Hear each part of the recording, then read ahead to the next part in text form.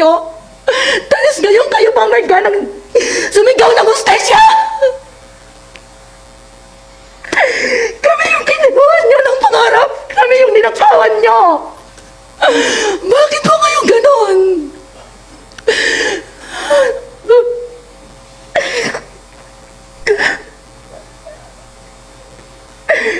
Ano po yung tita niya dahil yan ang lagi niyang kasama. Napakasakit po sa kanila yun. Pero po, lahat po namin yan, inanoy na namin yan. Baby namin yan, tapos gaganon din yun lang.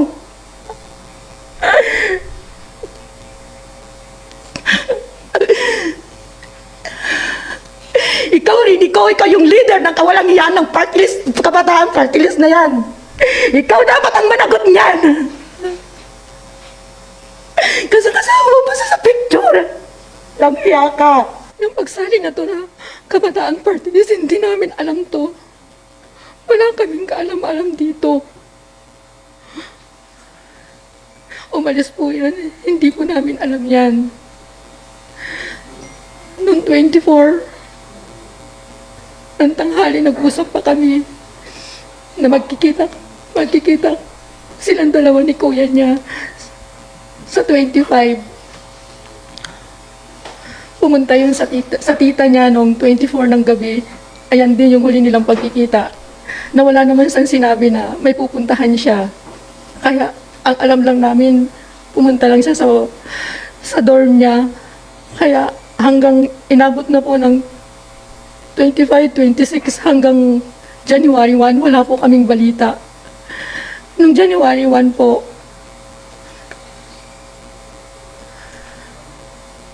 may nagbalita po na yung ATM nga po daw ng anak ko nakita. Tapos yun, may tumatawag na po sa kapatid niya, sa kuya niya.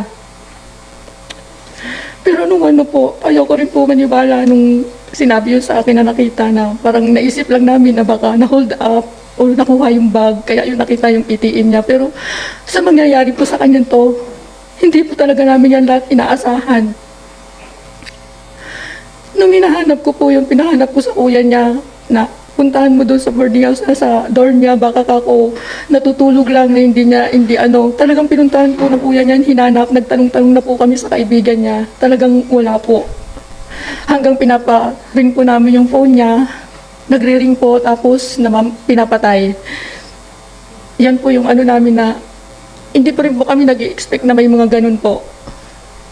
Tapos nung ano na po, nung January 1, ng gabi,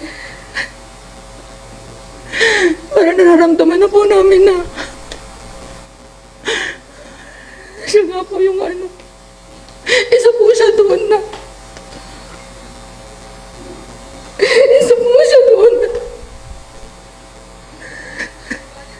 na isa po yung patay doon. Hanggang ngayon po, hindi kami magpapaniwala.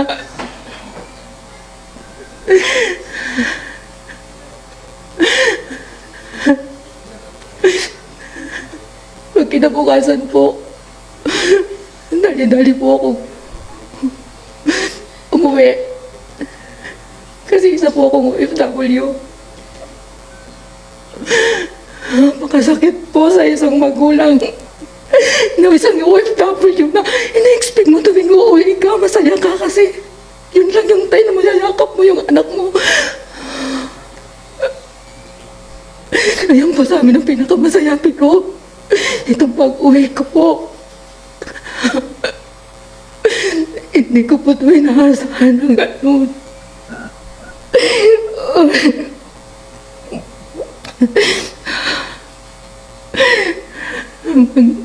Hanggang pumunta po kami doon sa bangka niya na kinonfirm ng kuya niya na siya nga. Hindi po namin inaasahan mangyayari sa kanya to kasi siya yung batang napakabait po.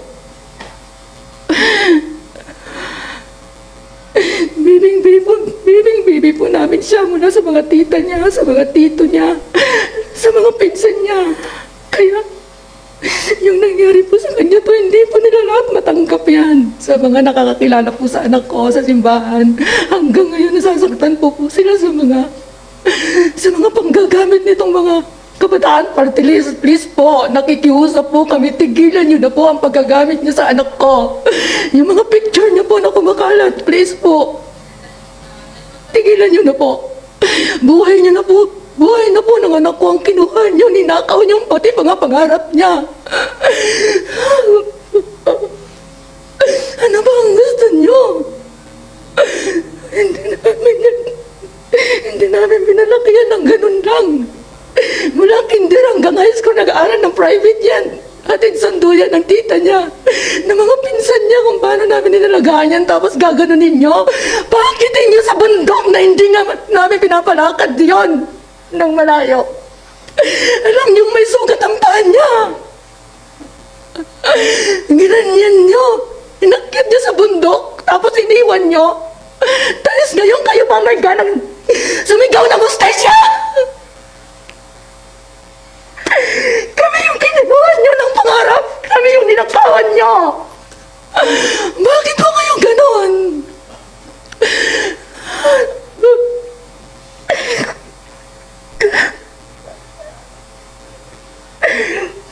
Ano po, yung tita niya, dahil yan ang lagi niyang kasama. Napakasakit po sa kanila yun. Ano po? Lahat po namin yan, inanoy na namin yan. Baby namin yan, tapos gaganan din nyo lang.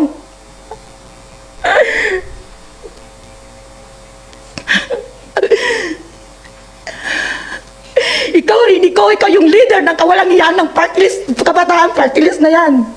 Ikaw dapat ang managot niyan. Kasi kasama mo pa sa picture. Langhiya ka. Pasensya na po. Ako nakakapagsalita po ako na hindi maganda pero napakasakit po. Sa amin, sa buong pamilya.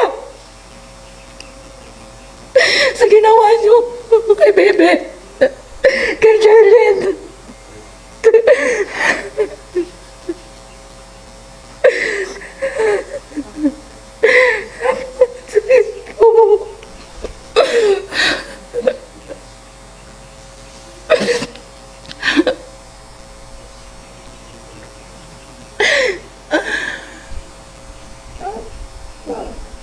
Napakahalaga na mapakinggan natin siya ng buong buo, walang labis, walang kulang dahil ito ay katotohanan ng mga pamilya na naging biktima ng terror grooming ng mga organisasyon tulad ng Kabataan Party List. Ngayon, para naman po magbahagi ng kanilang kwento, tinatawag